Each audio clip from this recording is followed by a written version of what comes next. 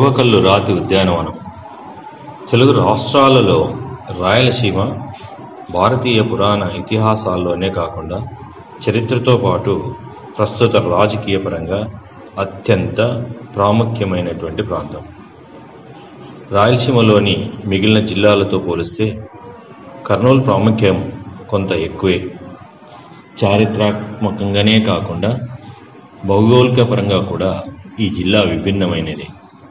ఈ చుట్టూ పక్కల మనకు అనేక పర్యాటక కేంద్రాలు కూడా ఉన్నాయి. వీటిని సందర్శించడానికి తెలుగు రాష్ట్రాల నుంచే కాకుండా దేశం నలుమూలల నుంచి కూడా పెద్ద సంఖ్యలో పర్యాటకులు ఇక్కడికి వస్తూ ఉంటారు. ముఖ్యంగా వీకెండ్ సమయాల్లో హైదరాబాద్ నుంచి ఇక్కడికి వచ్చే పర్యాటకుల సంఖ్య ఎక్కువగా ఉంటుంది. ఈ నేపథ్యంలో అటు వీకెండ్తో పాటు సాధారణ పర్యాటకానికి కూడా అనువైన 5 పర్యాటక ప్రాంతాల్లో ఒకటి ఓర్వకల్లు రాతి ఉద్యానవనం. ఓర్వకల్లు రాతి ఉద్యానవనము కర్నూలు పట్టణం నుంచి సుమారుగా 24 కిలోమీటర్ల దూరంలో ఉంటుంది.